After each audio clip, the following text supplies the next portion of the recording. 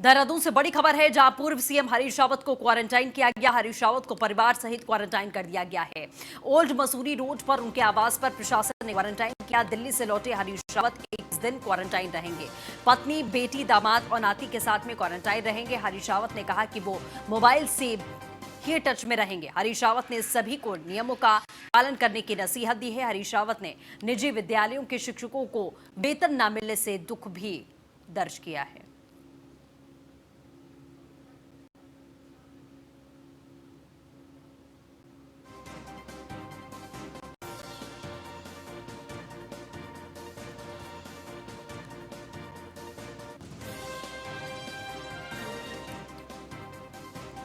तो इसी बीच देहरादून से ये बड़ी खबर हम आपको लगातार बता रहे हैं। राज्य में आज 17 मरीजों की पुष्टि की गई है।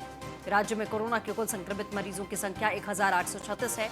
24 मरीज अस्पताल से ठीक होकर डिस्चार्ज किए गए। अब तक 1135 मरीज अस्पताल से ठीक होकर डिस्चार्ज हो चुके हैं। 4686 लोग की रिपोर्ट का इंतजार किया जा रहा है। तो उत्तराखंड में भी लगातार मामले बढ़ते जा रहे हैं। आपको विस्तार से बता रहे हैं।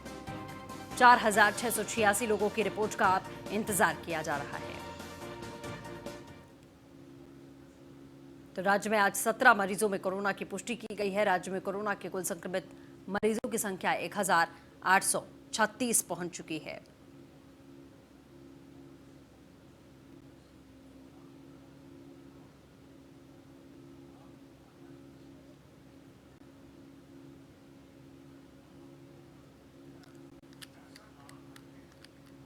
तो देहरादून से खबर है, जहां लगातार हम आपको बता रहे थे कि पूर्व सीएम हरीश रावत को भी क्वारंटाइन किया गया है। हरीश रावत को परिवार सहित क्वारंटाइन कर दिया गया है। ओल्ड मसूरी रोड पर उनके आवास पर प्रशासन ने उनको क्वारंटाइन किया। दिल्ली से लौटे हरीश रावत 21 दिन क्वारंटाइन रहेंगे। पत्नी, बेटी, दामाद और नाती के साथ में क्वारंटाइन रहेंगे। हरीश रावत ने कहा कि वो मोबाइल से टच में रहेंगे। हरीश रावत ने सभी नियमों का पालन करने की सबको नसीहत दी है। हरीश रावत ने निजी विद्यालयों के शिक्षकों को वेतन न मिलने से दुख भी जताया है।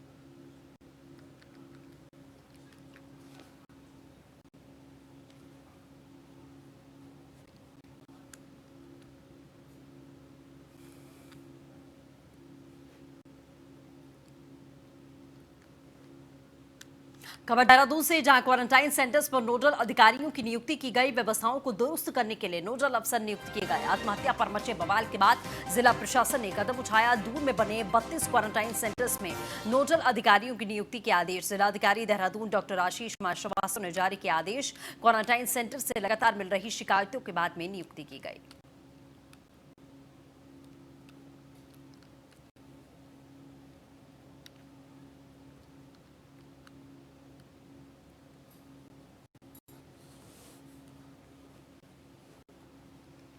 तो देहरादून से बड़ी खबर, जहां क्वारंटाइन सेंटर्स पर नोडल अधिकारियों की नियुक्ति की गई है। आत्महत्या पर मचे बवाल के बाद में जिला प्रशासन ने ये बड़ा कदम उठाया है। व्यवस्थाओं को दुरुस्त करने के लिए नोडल अधिकारियों की तैनाती की गई। आत्महत्या लगातार क्वारंटाइन सेंटर्स में हो रही थी, जिस पर विपक्षी दलों ने तमाम तरीके के सवाल खड़े किए थे कि आखिरकार सरकार और प्रशासन क्या कर रहा है। जो पैसे क्वारंटाइन सेंटर्स के लिए फंड दिया गया है, वो फंड आखिरकार कहां पर इंप्लीमेंट किया गया, ये सवाल लगातार उठाया जा रहा था। व्यवस्थाओं को लेकर सवाल हो रहे थे कि खाने की व्यवस्था नहीं है।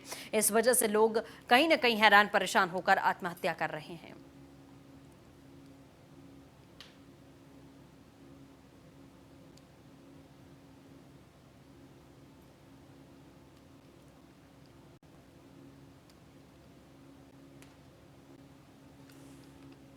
एम्स ऋषिकेश में डायलिसिस और कीमोथेरेपी के लिए मरीजों को अब इंतजार नहीं करना पड़ेगा। लॉकडाउन के चलते संस्थान में बीते मार्च माह में स्थगित की गई ओपीडी और अन्य कई सेवाएं अब धीरे धीरे सुचारू की जा रही हैं। ऐसे में डायलिसिस और कीमोथेरेपी से जुड़े मरीजों को भी जल्द ही सुविधाएं मिल सकेंगी। कोविड-19 के विश्वव्यापी प्रकोप के चलते एम्स संस्थान में बीते मार्च माह में वराह रोगी विभाग, ओपीडी समेत कई अन्य नियमित सेवाएं स्थगित कर दी गई थीं, जिसकी वजह से कोरोना वायरस के संक्रमण से एक दूसरे लोगों का बचाव और सरकार की गाइडलाइन का पालन सुनिश्चित कराना था, जिसके कारण कैंसर के मरीजों के लिए संस्थान में उपलब्ध कीमो और किडनी संबंध रोगी से ग्रसित मरीजों की डायलिसिस आदि सुविधाओं को भी कुछ समय के लिए स्थगित किया गया था। इससे संबंधित रोगों से ग्रस्त मरीजों को भी दिक्कतों का सामना करना पड़ रहा था। वो इन सुविधाओं को लेकर लगातार संस्थान में संपर्क बनाए हुए थे।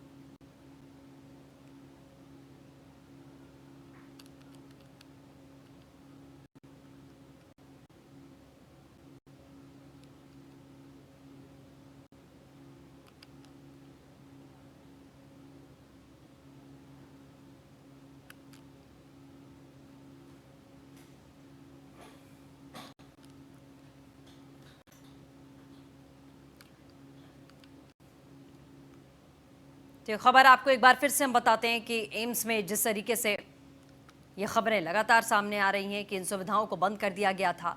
डायलिसिस और कीमो की अगर बात करें तो सुविधाओं कोरोना संक्रमण के चलते बंद कर दिया गया था।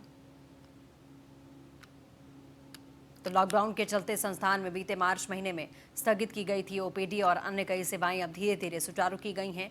ऐसे में डायलिसिस और कीमोथेरेपी से जुड़े मरीजों को जल्द सुविधाएं मिल पाएंगी। कोविड-19 के विश्वव्यापी प्रकोप के चलते एम्स संस्थान में बीते मार्च महीने में व्याही रोग विभाग ओपीडी समेत कई अन्य नियमित स्वास्थ्य सेवाएं स्थगित की गई थी, जिसकी वजह से कोरोना वायरस के संक्रमण से एक दूसरे लोगों का बचाव, सरकार की गाइडलाइन का पालन सुनिश्चित कराना, जिसके कारण कैंसर के मरीजों के लिए संस्थान में उपलब्ध कीमोथेरेपी और किडनी संबंधी रोग से जुड़ी डायलिसिस आदि सुविधाओं को कुछ समय के लिए स्थगित किया गया।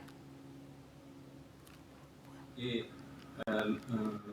मरीजों के लिए बहुत ज़्यादा एडवांटेजियस हैं जो कि हमने शुरू कर दी। एक तो देखिए कीमोथेरेपी, उसमें मरीज़ परेशान होते हैं और कैंसर के लिए वो कीमोथेरेपी दी जाती है और दूर से भी मरीज़ आते हैं, तो वो व्यवस्था ऑलरेडी शुरू कर दी गई है। और उसमें हम लोगों ने जो जगह सेलेक्ट की है तो वो भी गेट के काफ़ी पास में है कि जिससे मरीज़ों को असुविधा ना हो, गेट से अंदर आए और वहाँ पर कीमोथेरेपी दे दी गई और फिर वहीं से बाहर चले गए। दूसरी चीज़ है डायलिसिस। डायलिसिस की भी हम लोगों ने व्यवस्था कर दी है, क्योंकि डायलिसिस के लोकल ऋषिकेश में भी काफ़ी मरीज़ हैं और उनको बहुत ज़्यादा असुविधा होती है, तो उनके लिए भी बंदोबस्त हम लोग कर चुके हैं। हरिद्वार में कोरोना के मामले लगातार बढ़ रहे हैं। कंटेनमेंट जोन की संख्या 40 पहुंच चुकी है। आपको बता दें, प्रशासन ने जनपद में कोरोना के खतरों से निपटने के लिए महासर्वे करने की योजना तैयार की है। इसके तहत में आशा और आंगनबाड़ी कार्यकर्त्री घर घर जाकर सर्वे करेंगी। 30 जून तक ये सर्वे पूरा किया जाएगा। जिलाधिकारी सी रविशंकर ने बताया कि सर्वे का मकसद कोरोना से सबसे ज्यादा प्रभावित होने वाले लोगों की सूची तैयार करना है, उनकी स्क्रीनिंग करना, एकत्र डेटा से लगातार उनकी जानकारी लेना। इसके लिए पूरे प्रदेश में अभियान की शुरुआत के साथ ही भेल कन्वेंशन हॉल में आशा और आंगनबाड़ी कार्यकर्ताओं को ट्रेनिंग दी गई है। प्रशासन का अनुमान है कि एक दिन में करीब 50 परिवारों का आंकड़ा जुटाया जाएगा। इसके बाद डेटा कंप्यूटर पर चढ़ाया जाएगा और जो हाई रिस्क में आने वाले लोग होंगे उनका फीडबैक लिया जाएगा। इसके लिए प्रशासन एक ऐसा सिस्टम तैयार कर रहा है जिससे खुद ही इन लोगों के पास में फोन चले जाएं, उनके स्वास्थ्य और हालात के बारे में जानकारी ली जाए।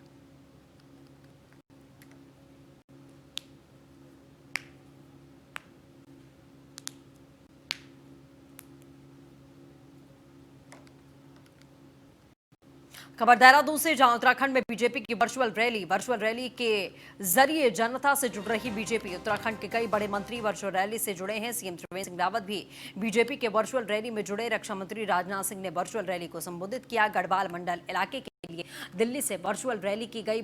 प्रधानमंत्री मोदी के नेतृत्व में भारत काफी आगे बढ़ा। राजनाथ सिंह ने कहा, केंद्र सरकार का लक्ष्य टॉप 3 में भारत की अर्थव्यवस्था को लाना है। 5वें स्थान पर अर्थव्यवस्था में, 9वें स्थान पर रहने वाला है भारत। त्रिवेंद्र सिंह रावत उत्तराखंड में बहुत बढ़िया काम कर रहे हैं। त्रिवेंद्र सिंह रावत ने के नेतृत्व में उत्तराखंड काफी आगे बढ़ रहा है। इन्वेस्टर समिट को उत्तराखंड की प्रगति में तेजी आएगी। भ्रष्टाचार पर जीरो टॉलरेंस पर त्रिवेंद्र सरकार काम करती है। भारत नेपाल का रिश्ता नहीं टूट सकता। नेपाल के साथ भारत का रोटी और बेटी का रिश्ता है।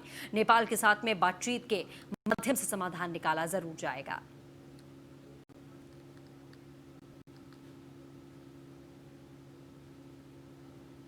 उत्तराखंड के प्रभारी राष्ट्रीय उपाध्यक्ष श्रीमान श्याम जाजू जी, हमारे क्षेत्र के प्रधानमंत्री नरेंद्र मोदी जी के सीने में लगी है वो आज जो देशभक्ति किया। उत्तराखंड के प्रभारी राष्ट्रीय उपाध्यक्ष श्रीमान श्याम जाजू जी, हमारे क्षेत्र के प्रधानमंत्री नरेंद्र मोदी जी के सीने में लगी है, जिसे खबर देहरादून से, जहां वर्चुअल रैली के बाद में सीएम त्रिवेंद्र सिंह रावत के दिए जवाब रक्षा मंत्री का संबोधन सार्थक रहा। सीएम त्रिवेंद्र सिंह ने कहा कि नेपाल के साथ में हमारा रोटी और बेटी का रिश्ता है। नेपाल की वर्तमान सरकार इसके दबाव में कार्य कर रही है, ये रिसर्च का विषय है। उत्तराखंड में मरीजों का रिकवरी रेट बहुत बेहतर है। बीजेपी मैनिफेस्टो में ज्यादातर बड़े वादे पूरे कर दिए गए हैं।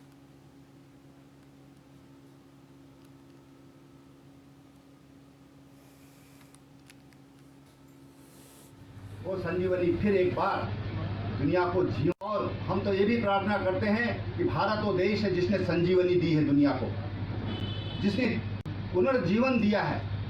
वो संजीवनी इस भारत के पास है वो संजीवनी फिर एक बार दुनिया को जियो। और हम तो ये भी प्रार्थना करते हैं कि भारत वो देश है जिसने संजीवनी दी है दुनिया को, जिसने पुनर्जीवन दिया है। वो संजीवनी इस भारत के पास है। वो संजीवनी फिर एक बार दुनिया को जियो। और हम तो ये भी प्रार्थना करते हैं कि भारत वो देश है जिसने संजीवनी दी है दुनिया को, जिसने पुनर्जीवन दिया है। वो संजीवनी इस भारत के पास है। वो संजीवनी फिर एक बार दुनिया को जियो। और हम तो ये भी प्रार्थना करते हैं कि भारत वो देश है जिसने संजीवनी दी है दुनिया को, जिसने पुनर्जीवन दिया है। वो संजीवनी इस भारत के पास है। वो संजीवनी फिर एक बार दुनिया को जियो। और हम तो ये भी प्रार्थना करते हैं कि भारत वो देश है जिसने संजीवनी दी है दुनिया को, जिसने पुनर्जीवन दिया है। वो संजीवनी इस भारत के पास है। वो संजीवनी फिर एक बार दुनिया को जियो। और हम तो ये भी प्रार्थना करते हैं कि भारत वो देश है जिसने संजीवनी दी है दुनिया को, जिसने पुनर्जीवन दिया है। वो संजीवनी इस भारत के पास है। वो संजीवनी फिर एक बार दुनिया को जियो। और हम तो ये भी प्रार्थना करते हैं कि भारत वो देश है जिसने संजीवनी दी है दुनिया को, जिसने पुनर्जीवन दिया है। वो देहरादून से जहां वर्चुअल रैली के बाद में बोले बीजेपी के प्रदेश अध्यक्ष, मोदी सरकार का कार्यकाल ऐतिहासिक रहा। वर्चुअल रैली का मकसद पूरी तरीके से सफल हुआ है। कार्यों की जानकारी जन जन तक पहुंचाना है रैली का लक्ष्य।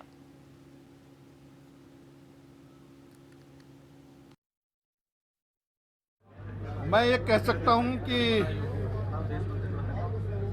जिस उद्देश्य से भारतीय जनता पार्टी ने इस रैली का आयोजन किया, केंद्र सरकार की और उत्तराखंड सरकार की कार्यों की चर्चा प्रदेश के जन जन तक पहुंचे, उसमें हम 100% सफल हुए हैं। लाखों लोगों ने आज इस रैली में प्रत्यक्ष गवाह बनकर इस रैली को देखा है। और माननीय राजनाथ सिंह जी का नेतृत्व, जिस प्रकार से उन्होंने बात को रखा है, चाहे वो प्रदेश सरकार की उपलब्धियां हो, चाहे वो केंद्र सरकार की उपलब्धि हो, बिंदुवार उन्होंने हर चीज की चर्चा की, नेपाल के साथ संबंधों की चर्चा की। और मैं समझता हूं इसके बाद कोई भ्रम की स्थिति किसी को नहीं होनी चाहिए। मैं ये कह सकता हूं, मसूरी में उत्तराखंड जनसंवाद के तहत में बीजेपी कार्यकर्ताओं ने मसूरी विधायक गणेश जोशी के नेतृत्व में रक्षा मंत्री राजनाथ सिंह को सुना। विधायक गणेश जोशी ने यह भी कहा कि केंद्र की मोदी सरकार द्वारा देश हित में लगातार काम किया जा रहा है और पिछले 6 सालों में मोदी सरकार द्वारा लिए गए ऐतिहासिक फैसलों में जिसका देश की जनता को भी लाभ मिल रहा है। उन्होंने कहा कि केंद्रीय रक्षा मंत्री द्वारा राज्य के उत्तराखंड के त्रिवेंद्र रावत सरकार के द्वारा किए गए कामों की प्रशंसा की गई। उन्होंने कहा कि त्रिवेंद्र सरकार भ्रष्टाचार के खिलाफ ऐतिहासिक कार्य कर रही है, जिसकी केंद्र सरकार द्वारा तारीफ की गई।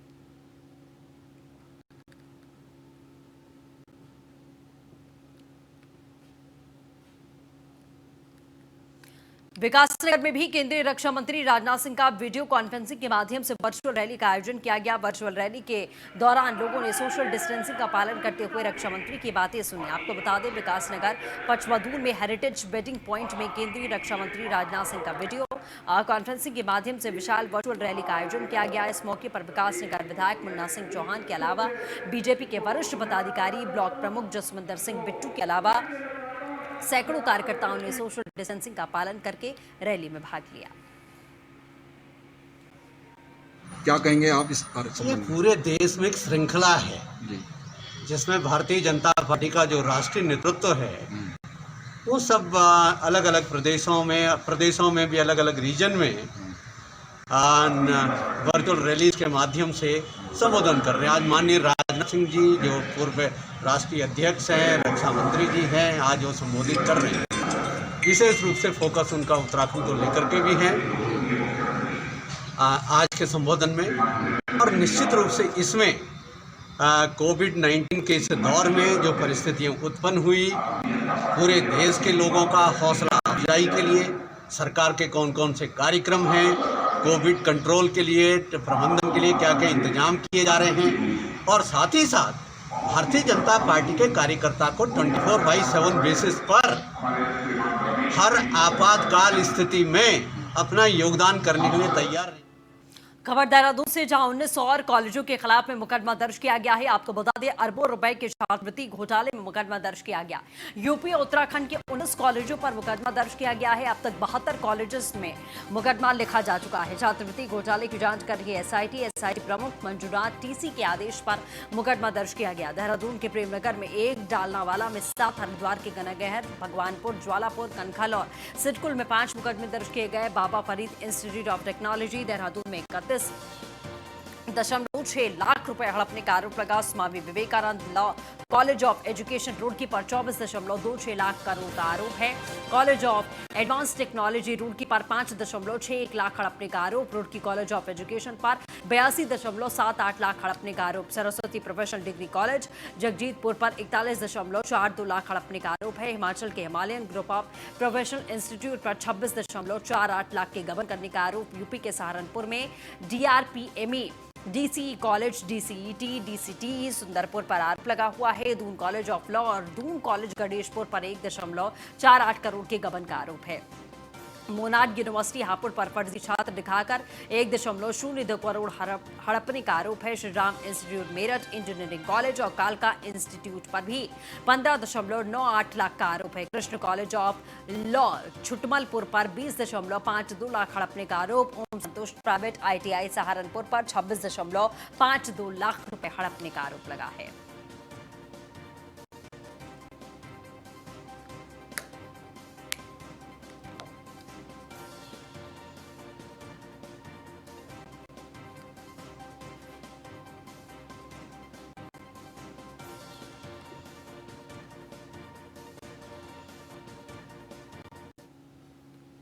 खबर देहरादून से, जहां लखनऊ के बीच में हवाई सफर करने वाले यात्रियों के लिए एक अच्छी खबर है। देहरादून के जॉली ग्रांट एयरपोर्ट से कल मंगलवार से हवाई सेवा फिर से शुरू होने जा रही है। इंडिगो एयरलाइंस देहरादून लखनऊ के बीच में फिर से अपनी फ्लाइट शुरू करने वाला है। लॉकडाउन के कारण बीते 26 मार्च की रात से एयरपोर्ट पर सभी फ्लाइट्स को बंद कर दिया गया है। उसके बाद में 25 मई से दिल्ली, पंतनगर और मुंबई के लिए फिर से एयरपोर्ट पर फ्लाइट्स को शुरू किया गया, जबकि 5 जून से दून बैंगलोर के बीच भी एक सप्ताह में 4 उड़ानें शुरू की गई। वर्तमान में देहरादून एयरपोर्ट से दिल्ली, पंतनगर, बैंगलोर और मुंबई के लिए उड़ानें संचालित की जा रही हैं। देहरादून लखनऊ के बीच में इंडिगो की प्रतिदिन उड़ान शुरू होने से देहरादून एयरपोर्ट 5 शहरों से जुड़ जाएगा।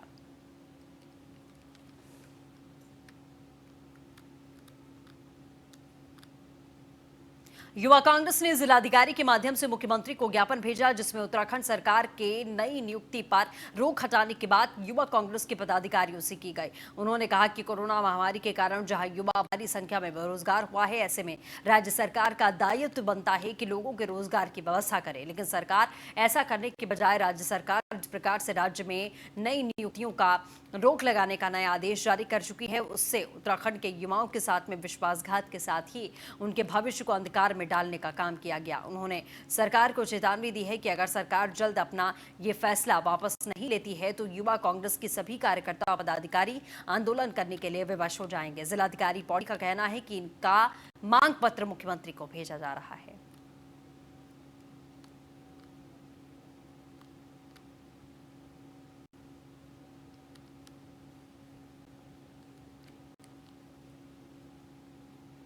महोदय को आज हमने मुख्यमंत्री को जिलाधिकारी माध्यम के मुख्यमंत्री महोदय को हमने ज्ञापन भेजा है, जिसमें हमने उनसे मांग की है कि जो सरकार के द्वारा नई नियुक्ति पर रोक लगाई गई है उसको तत्काल वापस लिया जाए, क्योंकि कोरोना महामारी के कारण सभी युवाओं का रोजगार उससे प्रभावित हुआ है और बहुत से लोगों का रोजगार उसमें गया है। इस समय में जहां पर सरकार को होना चाहिए था कि युवाओं को कैसे नए रोजगार उसके लिए सृजित करें और नई नियुक्तियां कैसे करें, ऐसे में ये राज्य सरकार युवाओं का रोजगार छीनने का जो प्रयास कर रही है उसको हम बर्दाश्त नहीं करेंगे और उसके खिलाफ हम अगर इसको वापस नहीं ले जाता तो प्रदेश स्तर पर हम आंदोलन छेड़ेंगे और इसके लिए पूरी लड़ाई जो हमें लड़नी होगी उसके लिए। नियुक्ति का संबंध है कि उसमें रोक हटे, तो उसने उनका ज्ञापन लिया है और उसको संदर्भित हम शासन को करेंगे। बाबा काली कमली के बगीचे में पेड़ से लटक कर जान देने वाले युवक के मामले में पुलिस ने 2 दोस्तों पर मुकदमा दर्ज किया है। मृतक के भाई के तहरीर और सुसाइड नोट के आधार पर पुलिस के द्वारा कार्रवाई की गई है। आपको बता दें, 2 दिन पहले काली कमली के बगीचे में एक युवक ने पेड़ पर फांसी लगाकर अपनी जान दी थी। मौके पर सुसाइड नोट बरामद हुआ, जिसके बाद मृतक के भाई ने पुलिस को तहरीर दी। सुसाइड नोट में युवक ने 2 दोस्तों को आत्महत्या के लिए उकसाने का जिम्मेदार बताया। पुलिस ने सुसाइड नोट और तहरीर के आधार पर दोस्तों के खिलाफ मुकदमा दर्ज कर लिया।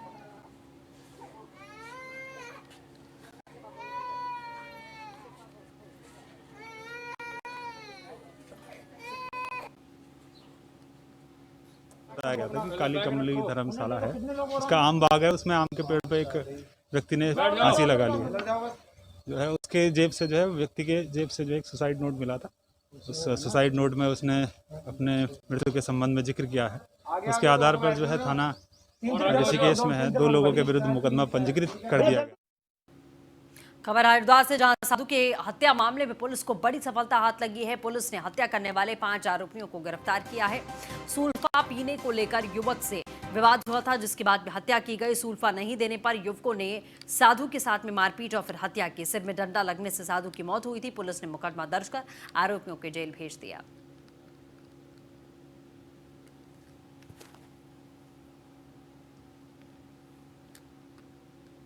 लक्सर ने इन दिनों बैंक खाता धारक महिलाओं बुजुर्गों को सिर्फ 500-500 रुपए और 1,000 रुपए के लिए कई घंटों तक कड़कड़ाती धूप में खड़े रहना पड़ता है, इंतजार करना पड़ता है। स्थिति कस्बे के दर्जन भर बैंकों की है। हालात इस वक्त ऐसे हैं कि बैंकों के बाहर बैंकों के काम से लंबी कतारें लगी हुई हैं। कतारों में लगे लोगों को भरी गर्मी और जला देने वाली कड़ी धूप में आसपास पीने का पानी नसीब नहीं होता। ऐसे में कुछ बैंक खाता धारकों का आरोप है कि बैंक मात्र एक विंडो से ही काम कर रहा है, मगर एयर कंडीशन परिसर और दफ्तरों में आरामदेह कुर्सियों पर काबिज बैंक कर्मचारियों के कान पर जू तक नहीं रेंगती। में खड़े साहब लोग काशगार लोग भी सब धूम में खड़े काउंटर एक क्या मुश्किल से इन्होंने और किसी को बैंक में नहीं पड़ने दे रहे। कोई पेट से हो जा रहा है, कोई डिस्ट्रिक्ट हो जा रहा है, कोई काम करने नहीं दे रहे। सिक्योरिटी वाले साहब इनके में खड़े साहब लोग काशगार लोग भी सब धूम में खड़े काउंटर एक क्या मुश्किल से इन्होंने और किसी को बैंक में नहीं पड़ने दे रहे। कोई पेट से हो जा रहा है, कोई डिस्ट्रिक्ट हो जा रहा है, कोई काम करने नहीं दे रहे। सिक्योरिटी वाले साहब इनके। कोटद्वार जसोदपुर औद्योगिक क्षेत्र स्थित पीएल प्राइवेट स्टील फैक्ट्री में सो रहे 2 मजदूर पर एक ट्रक चालक ने ट्रक चढ़ा दिया। दोनों मजदूरों की मौके पर ही मौत हो गई। हादसे के बाद में ट्रक चालक मौके से फरार बताया जा रहा है। फैक्ट्री के अंदर एक ट्रक माल भर रहा था। उस समय कुछ मजदूर फैक्ट्री के पीछे रास्ते पर सोए हुए थे। सुबह 4 बजे के करीब ट्रक माल भर के फैक्ट्री से बाहर के लिए रवाना हुआ, लेकिन ट्रक चालक को रास्ते में सोए मजदूर नहीं दिखाई दिए और चालक ने गलती से ट्रक मजदूरों पर चढ़ा दिया, जिससे दोनों मजदूरों की मौके पर मौत हो गई। बताया जा रहा है कि दोनों मजदूर बिहार के रहने वाले थे।